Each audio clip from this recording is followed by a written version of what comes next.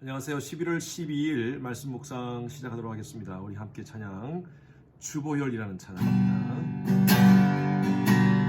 주보혈 날 정결케 하고 주보혈 날 자유케 하리 주 앞에 나 예배하는 이 시간 나의 모든 것을 주께 드리네 주의 손 날 위에 지키셨고 주의 발 날 위에 맡기셨으니 이제는 내가 사는 것이 아니요 오직 주를 위해 사는 것이라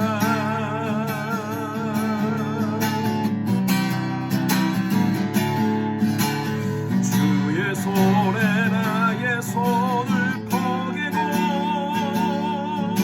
또 주의 발에 나의 발을 포개어 나 주와 함께 죽고 또 주와 함께 살리라 영원토록 주 위에 살리라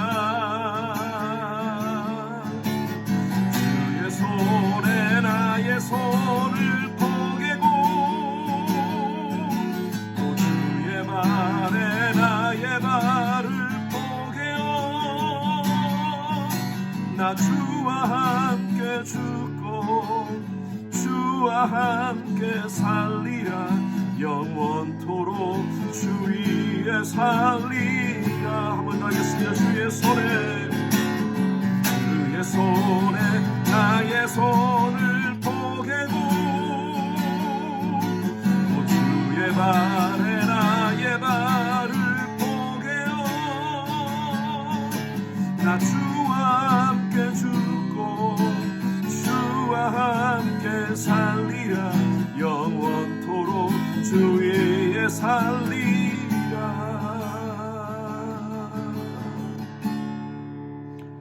주 위에 살리라 아멘. 오늘 묵상할 말씀은 데살로니가 후서 2장 13절에서 15절 말씀입니다. 데살로니가 후서 2장 13절부터 읽겠습니다.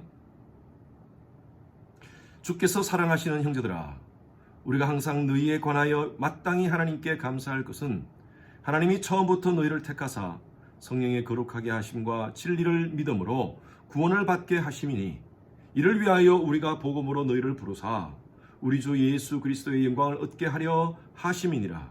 그러므로 형제들아 굳게 하게 서서 말로나 우리의 편지로 가르침을 받은 전통을 지키라. 우리가 무슨 일을 하든 간에 우리의 정체성을 아는 것은 참 중요합니다. 내가 누구인가? 가정의 아버지로서 또 엄마로서 또 자식으로서 또 여러분들의 직장에서 또 사업체에서 또 여러분들이 그 가지고 있는 그 직책을 바로 알고 그 직책에 걸맞는 삶을 또 일을 하는 것은 참 중요합니다. 그것을 영어로는 아이덴티티라 그러죠. 정체성이라 그럽니다. 여러분들은 어떤 정체성을 가지고 있습니까? 하나님 앞에서 저와 여러분들의 정체성은 오늘 아주 정확하게 사도 바울은 얘기하고 있습니다. 13절 앞부분에 보십시오. 주께서 사랑하는 형제들아. 하나님이 사랑하는 그런 형제, 자매라고 말하고 있습니다. 여러분 이 정체성을 여러분들이 얼만큼 느끼고 사시는지요? 우리가 그렇게 부르는 찬양이 있죠. 당신은 사랑받기 위해 태어난 사람 당신의 삶 속에서 그 사랑받고 있지요. 여러분 그렇게 믿고 계십니까? 여러분 정말 천지 만물을 창조하신 하나님이 나를 사랑한다는 그 확신을 가지고 이 땅 가운데 산다면 우리의 삶의 태도가 달라집니다. 자세가 달라집니다. 생각이 달라집니다. 가치관이 달라집니다. 세상을 바라보는 세계관이 달라집니다. 저와 여러분들은 누가 뭐라 해도 하나님이 사랑하는 하나님의 백성들입니다. 제가 여러분들에게 가끔 말씀드리죠. 여러분 누구십니까? 나는 예수의 보혈로 구속받은 하나님의 자녀이다. 하나님은 그의 자녀를 사랑하십니다. 오늘 이 말씀은요, 저는 길게 오늘 본문 말씀, 생명에서 한 본문 말씀은 길지만 오늘 3절 안에서 함께 나누기를 원합니다. 여기에 우리의 정체성이 다 포함되어 있습니다. 자, 바울은요, 우리가 하나님의 사랑을 받고 있는 자로서 우리가 마땅히 감사해야 될 것을 말하고 있습니다. 그 다음 보십시오. 13절에 우리가 항상 너희에 관하여 마땅히 하나님께 감사할 것은, 이 마땅이라는 말의 헬라어는 옵헤일로라는 말인데, 이 옵헤일로라는 이 말은요, 빚을 졌다라는 것입니다. 빚진 자는 마땅히 갚아야겠죠. 우리가 하나님의 사랑을 받은 자로서 이제 우리가 하나님께 해야 될 일이 뭐냐? 마땅히 해야 될 일이 뭐냐? 빚을 진 사람처럼 마땅히 하나님께 갚아야 될 일이 뭐냐? 그것은 바로 감사라는 것입니다. 우리는요, 11월 한 달 감사의 달을 보내고 있습니다. 이 감사의 달뿐만 아니라 우리의 삶 자체가 늘 감사하는 삶을 살아야 됩니다. 왜 우리가 감사해야 되느냐? 자, 13절 말씀 계속 이어갑니다. 마땅히 하나님께 감사할 것은 하나님이 처음부터 너희를 택하사 하나님께서 우리를 택하여 주셨다는 사실입니다. 여러분, 이것은 굉장히 큰 놀라운 복음의 진리입니다. 내가 하나님을 믿기로 작정한 것 같지만 아닙니다. 하나님께서 우리를 택하여 주셨기 때문에 우리가 하나님을 믿게 되는 것입니다. 에베소서 2장 8절 9절 말씀에 너희가 그 은혜를 인하여 믿음으로 말미암아 구원을 얻었나니 이것이 너희에게서 난 것이 아니요 하나님의 선물이라. 하나님의 은혜, 바로 이 택하심의 은혜로 말미암아 우리가 믿음을 가졌다는 것입니다. 이것은 바로 하나님의 선물이라는 거예요. 그래서 에베소서 1장 4절 5절 말씀에 보면 창세전에 그리스도 안에서 우리를 택하사라고 말씀하고 있습니다.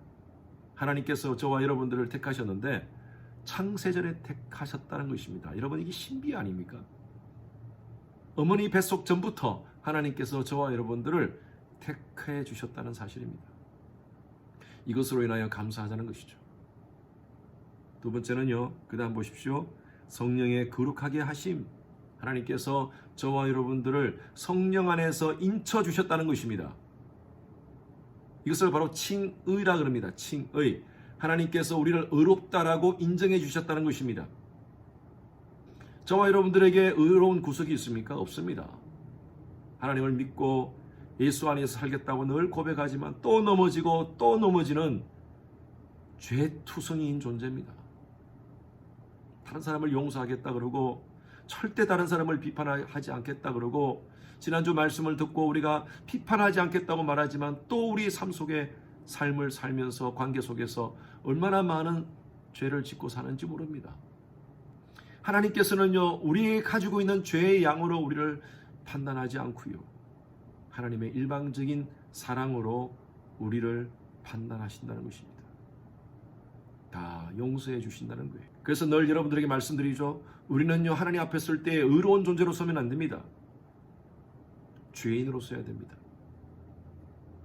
이런 질문을 받았어요. 의로운 자에게 왜 고난이 있습니까? 이런 질문을 한다는 것은요, 우리가 의롭다는 것입니다. 우리가 예수를 믿고 사는데 왜 우리에게 고난이 있습니까? 라는 거하고 똑같습니다. 예. 그런데 우리가 의롭습니까? 하나님께서 우리를 의롭다고 인정해 주신 거죠. 우리는 여전히 죄인입니다. 하나님의 백성으로 이 땅 가운데 산다고 하지만 정말 등 따시고 배부르면요, 우리는 얼마든지 세속화되어 버립니다. 얼마든지 하나님을 잊고 살아갑니다. 그래서 하나님은 깨닫게 하시기 위해서 우리에게 고난을 허락하시는 것입니다. 하나님께서 칭의해 주셨지만 우리는 여전히 죄 가운데 살고 죄성을 가지고 살고 있기 때문에 때로는 하나님의 연단이 우리에게는 필요하다는 사실입니다. 그래서 다윗은 이렇게 고백했죠.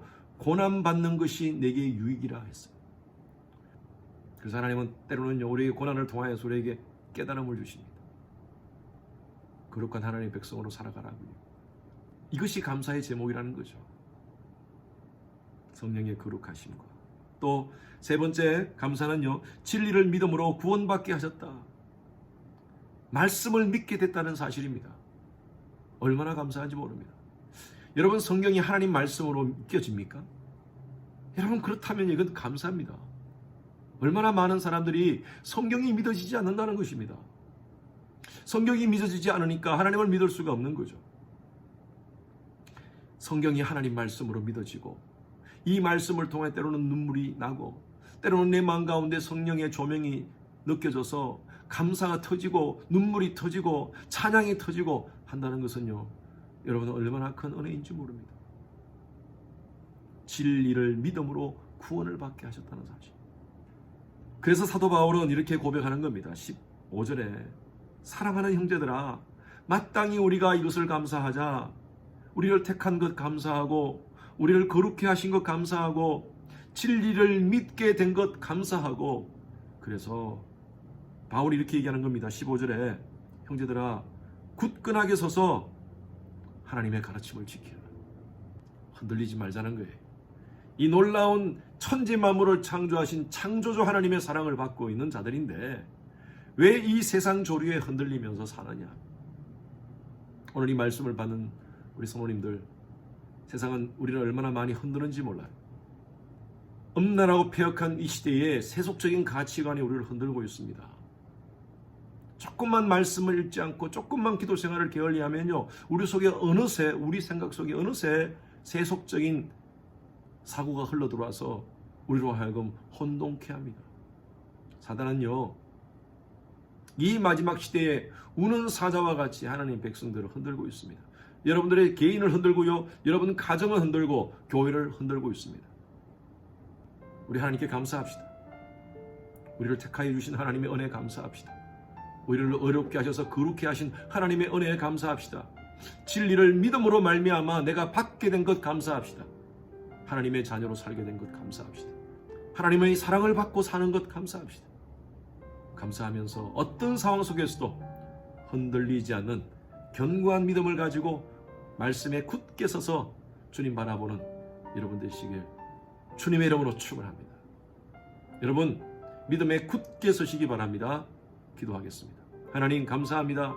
여러 가지 많은 세속주의 상황 속에서 하나님 바라보고 믿음 지키는 우리 성도님들 하나님 붙잡아 주시고 견고한 신앙을 허락하여 주시고 늘 하나님께 우리를 택하심에 감사, 우리를 의롭게 해주셔서 거룩해 하심 하나님의 은혜에 감사, 우리를 하나님께서 진리를 깨닫게 하신 은혜에 감사, 감사를 통하여 하나님께 영광 돌리며 굳게 믿음에 서는 저희들 되게 하여 주시옵소서. 오늘도 주의 말씀 붙잡고 믿음으로 견고한 삶 살게 하여 주시옵소서. 감사드리며 살아계신 예수 그리스도 이름으로 기도드렸습니다. 아멘. 목요일 기도 제목입니다. 미국과 한국의 위정자들과 리더십이 하나님을 경외하고 지혜와 분별력으로 나라를 잘 이끌어갈 수 있도록 하나님께서 함께 해달라고 기도해 주시고요. 나라가 미국도 마찬가지고 한국도 마찬가지입니다. 보수와 진보 간의 진영 갈등으로 여러 가지 많은 혼란 가운데 있습니다. 하나님께서 불쌍히 보시고 평강을 달라고, 평화를 달라고 여러분 기도합시다. 코로나 바이러스로 인해서 우리 성도님들의 신앙이 위축되지 않도록 우리 성도님들이 오히려 이런 상황 속에서 더 믿음에 견고하게 설 수 있도록 여러분 기도해 주시기 바랍니다.